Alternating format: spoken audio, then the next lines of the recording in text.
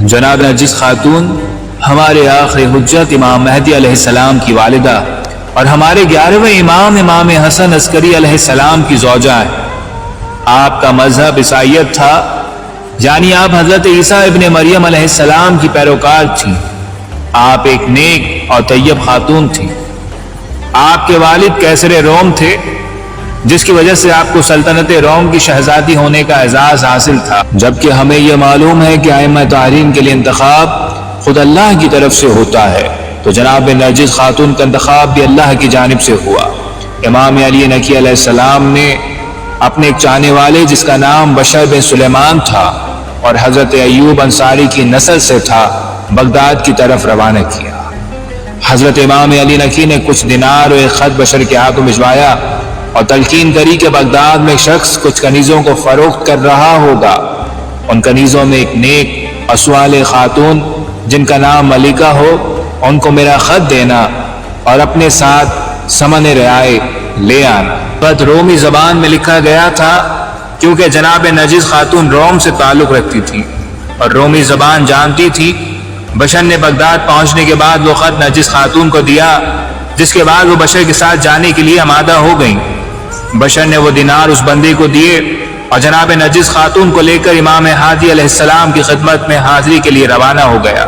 یہاں سوال یہ پیدا ہوتا ہے کہ شہزادی روم اپنی آرامدہ زندگی سے بغداد کے بازاروں تک کیسے پہنچی؟ اس سوال کی کھوج میں جب کتابوں کو دیکھا تو ایک واقعہ ملا جو خود جناب نرجس خاتون نے بشر سے بیان فرمایا تھا۔ وہ واقعہ کچھ اس طرح ہے کہ جناب نرجس خاتون نے اپنا تعارف کرواتے ہوئے کہا کہ میں قیصر روم کی پوتی ہوں، میرا نام ملیکہ ہے، میری ماں شمعون وسیع حضرت عیسیٰ کی اولاد میں سے ہیں۔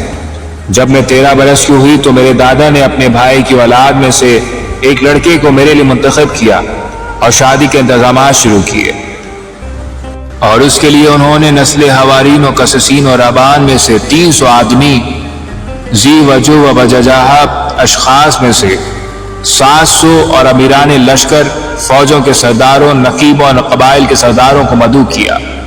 ایک قیمتی تخت جس میں انواع اقسام کے جواہرات جڑے ہوئے تھے اسے سجوایا۔ اس میں 40 سیڑھیاں تھیں۔ جب ان کے بھائی کا لڑکا اس پر چڑھا تو ہر طرف لگی سلیبیں اچانک ٹوٹ کر گر پڑی۔ ان کا لڑکا جس سے شادی ہونا تھی زمین پر گر پڑا اور بے ہوش ہو گیا۔ وہاں کھڑے تمام پادری لرز گئے اور کانپ گئے۔ ان کے سردار نے میرے جج سے کہا، آپ ہمیں اس تقریب سے دور رکھیں کیونکہ یہ دین مسیح کی زوال کی نشانی ہے۔ میرے دادا قیصر روم اب بھی باز نہ آئے اور اس لڑکے کے بھائی کو مدعو کیا کہ اس سے میری شادی ہو۔ تمام سلیبوں کو دوبارہ لگایا گیا، مگر اب کی بار بھی وہی معجزہ ہوا۔ یہ دیکھ کر مجمع منتشر ہو گیا اور میرے جج قیصر روم غمگین ہو کر اپنے حجرے میں چلے گئے۔ اسی شب میں نے خواب میں جناب عیسیٰ علیہ السلام اور جناب شمعون کو دیکھا۔ تمام لوگ قصر روم میں جمع تھے۔ ایک بلند و بالا ممبر لگایا گیا۔ اتنے میں حضرت محمد مصطفیٰ صلی اللہ علیہ وآلہ وسلم، ان کے داماد علی مرتضیٰ اور خاندان رسالت کے کچھ لوگ تشریف لائے۔ حضرت عیسیٰ علیہ السلام نے ان کی پیش قدمی کی اور استقبال کیا۔ رسول اکرم صلی اللہ علیہ وآلہ وسلم نے ارشاد فرمایا، اے روح اللہ، میں آپ کی وسیع شمعون کی صاحبزادی کی شادی کا پیغام اپنے بیٹے حسن عسکری کے لیے لایا ہوں۔ حضرت عیسیٰ نے حضرت شمعون سے فرمایا کہ تمہیں یہ شرف حاصل ہوا کہ تم اپنے خاندان کو خاندان رسالت کی جانب نسبت دے لو۔ رسول خدا نے میرا نکاح اپنے فرزند حسن عسکری سے پڑھ دیا۔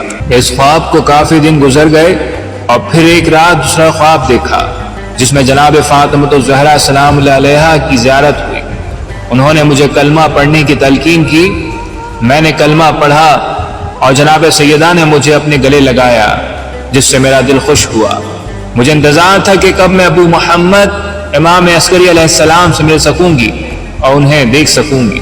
اگلی شب جب مجھے خواب میں امام عسکری علیہ السلام کی زیارت نصیب ہوئی تو آپ نے فرمایا کہ چونکہ میں پہلے مشرکہ تھی اور اب مسلمان ہو گئی ہوں تو اب روز خواب میں ملنے آیا کروں گا۔ ایک شب خواب میں ابو محمد کی زیارت ہوئی تو انہوں نے بتایا کہ میرے جد ایک جنگ پر جانے والے ہیں جب وہ روانہ ہو جائیں تو تم چند کنیزوں کے ساتھ بھیس بدل کر ان کے ہمراہ ہو جانا۔ چنانچہ میں نے ایسا ہی کیا۔ اس طرح میں اس شیخ کے حصے میں آ گئی جو مجھے اس بازار میں فروخت کرنے کے لیے لے آیا تھا۔ جناب نرجس خاتون کو بشر نے امام ہادی کی خدمت میں پہنچا دیا۔ بعد از ان کا دنیاوی نکاح بھی امام حسن عسکری